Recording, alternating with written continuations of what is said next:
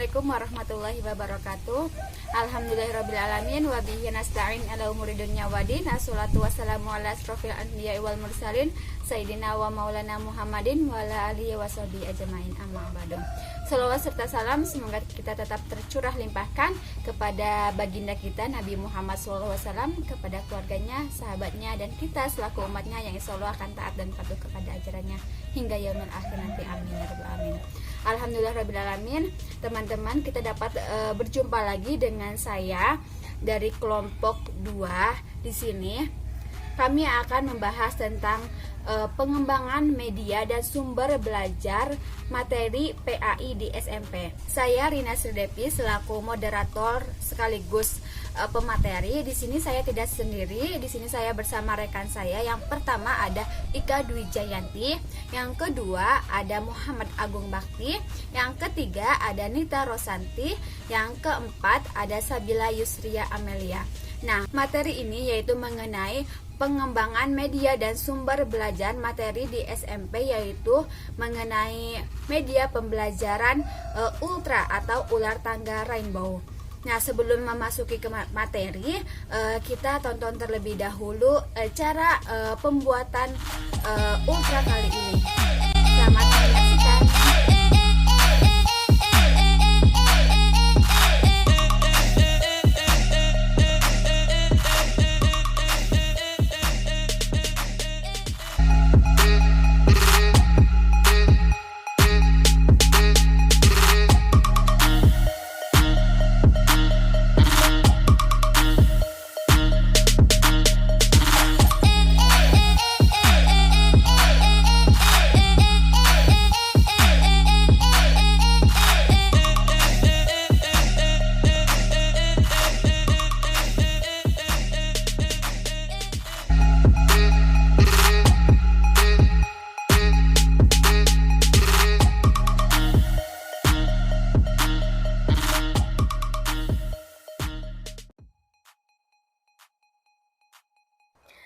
Assalamualaikum warahmatullahi wabarakatuh. Saya Ika Dwi Jayanti. Di sini saya akan memaparkan mengenai faktor yang mempengaruhi pengembangan media pembelajaran.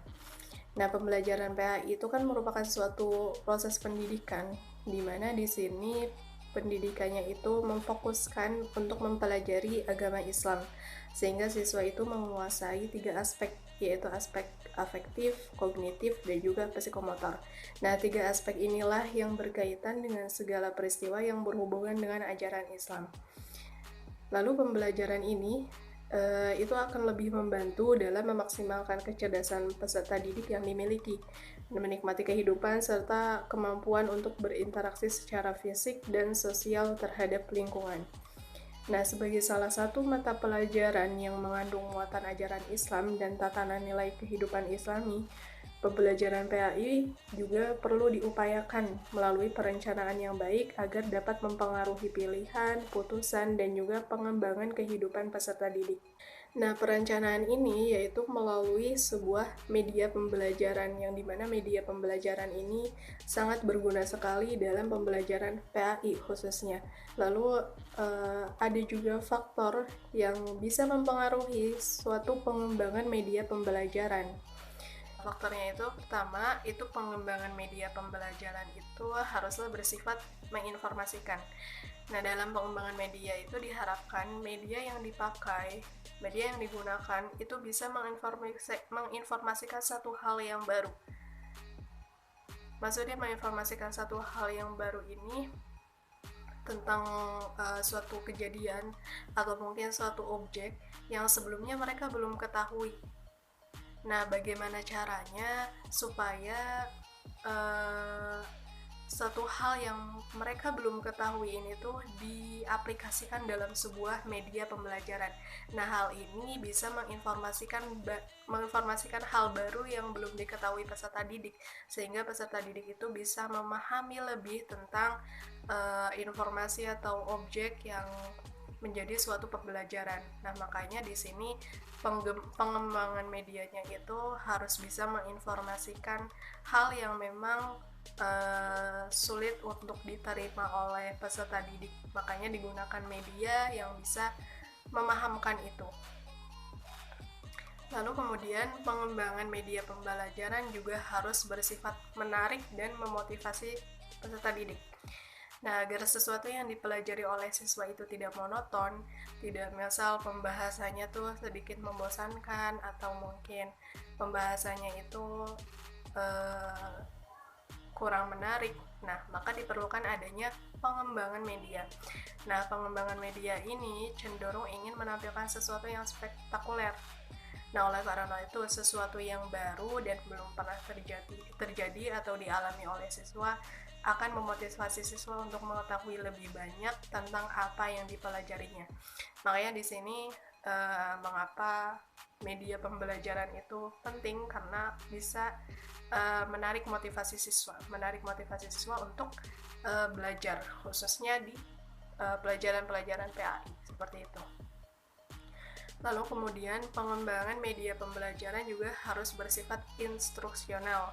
Nah, seorang siswa itu akan dapat memahami sesuatu dengan cepat apabila dalam media tersebut menampilkan sesuatu yang bersifat instruksional atau instruksi. Jadi bukan lebih ke paksaan, tapi lebih ke instruksi yang membangkitkan mereka untuk bisa memahami suatu pelajaran dengan penggunaan media yang mungkin bisa jadi efektif untuk siswa.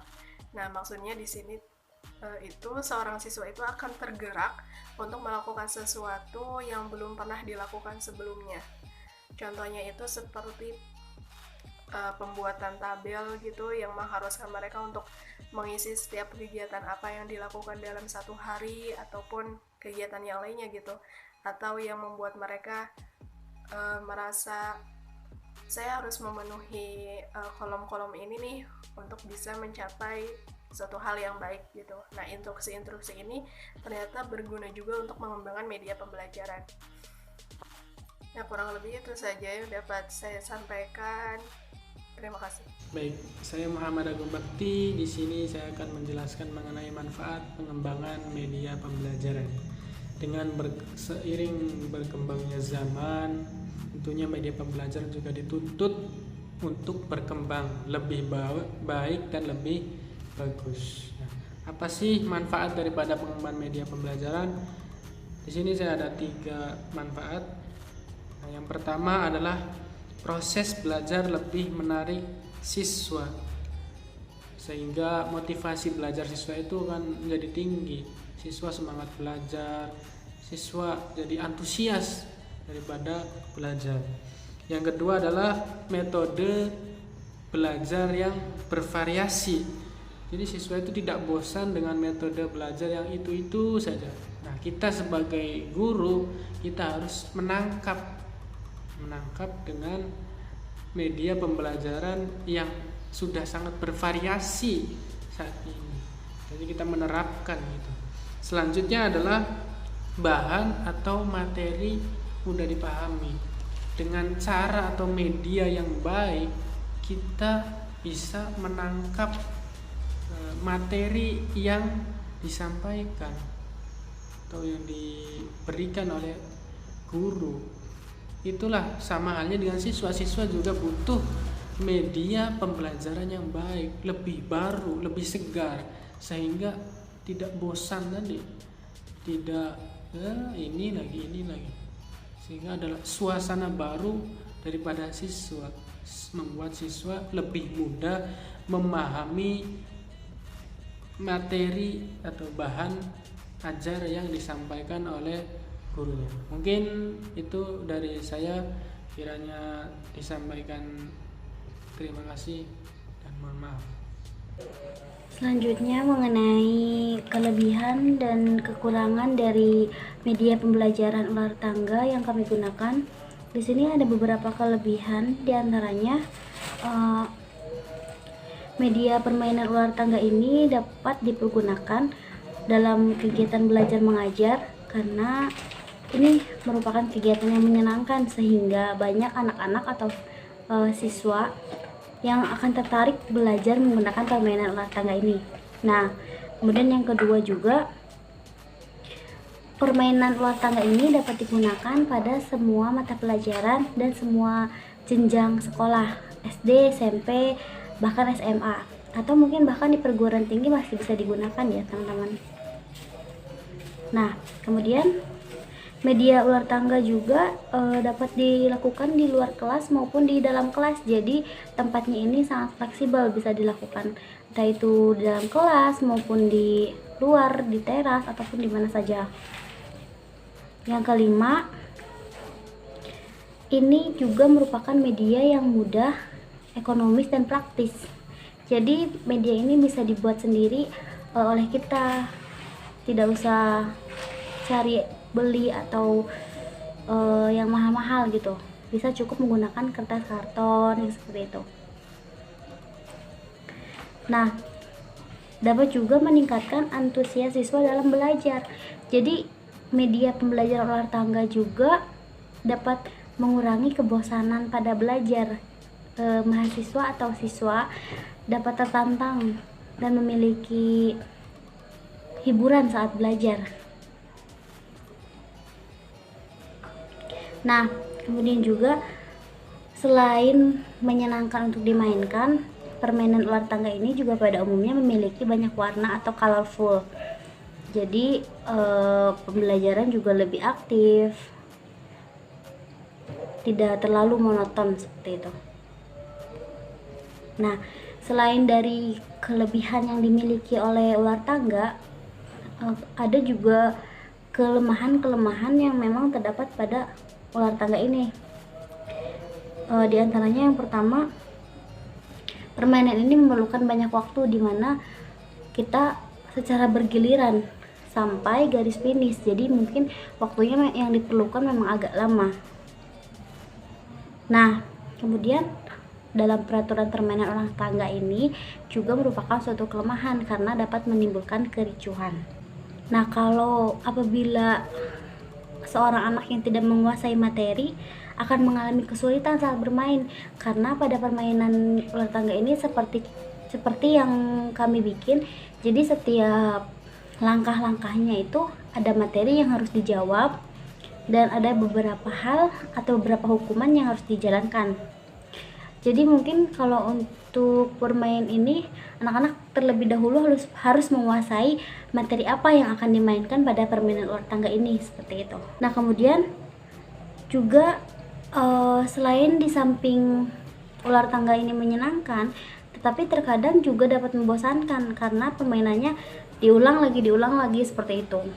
Jadi tidak menutup kemungkinan banyak anak-anak yang akan merasa bosan pada permainan ini. Kemudian kekurangan yang selanjutnya dimana yaitu ular tangga ini tidak terlalu dapat mengembangkan materi, karena materi yang terdapat pada ular tangga hanya beberapa atau sebagian saja. Nah, selain ini merupakan kelebihan dan kekurangan dari permainan ular tangga. Alasan kami memilih permainan ini sebenarnya sudah disebutkan tadi ya dalam kelebihan-kelebihannya, karena mudah dimainkan, menyenangkan gitu. Hanya saja memang itu tergantung pada diri sendiri dari siswanya sendiri gitu. Jadi dan pengaruh dari gurunya sendiri, apakah permainannya akan dapat menyenangkan atau akan malah sebaliknya menjadi membosankan, seperti itu. Terima kasih. Saya Sabila Yusri Amalia akan menjelaskan tentang asal mula permainan ular tangga.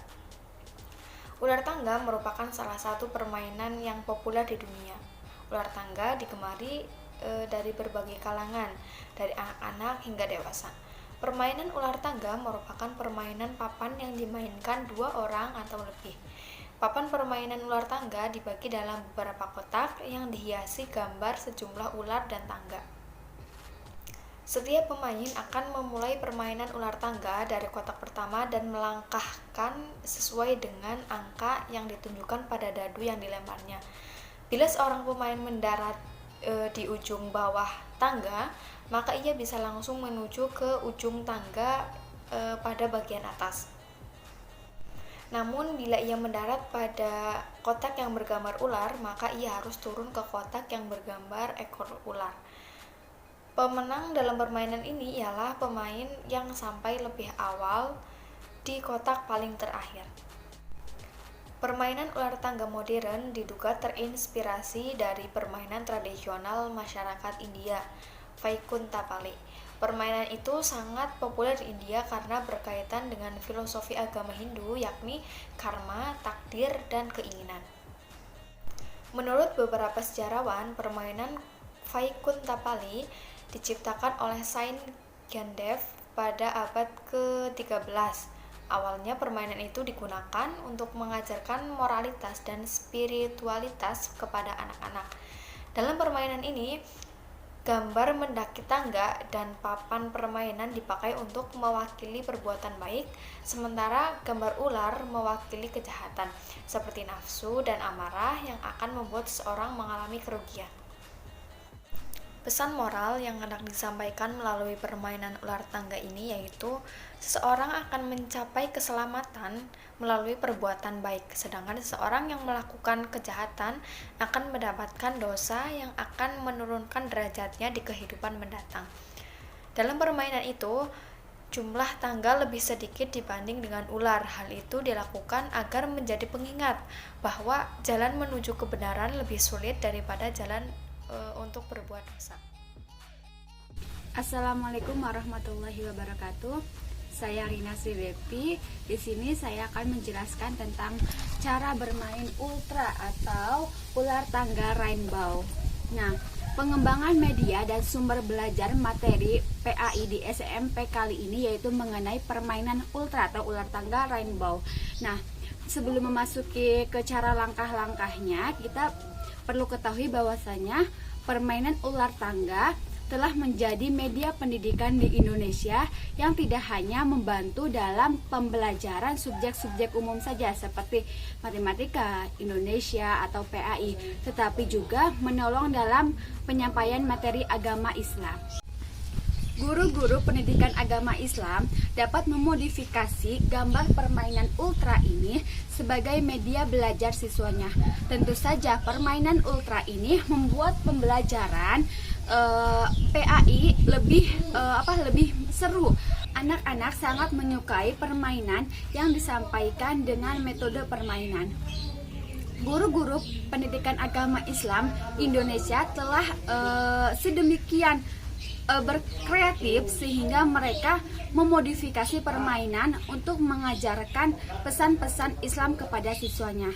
Nah, permainan ultra atau ular tangga rainbow kali ini yaitu membahas tentang bab toharoh pembelajaran PAI di SMP. Langkah-langkah atau cara bermain ultra ini, yang pertama, siswa melakukan home pimpa untuk melakukan urutan pemain atau urutan bermain. Lalu setelah melakukan home pimpa, pemain melempar dadu agar dapat memasuki setar, maka harus muncul angka 6. Nah, setelah itu pemain diberi kesempatan untuk melempar dadu kembali. Lalu pemain menjalankan pion sesuai dengan jumlah dadu yang keluar.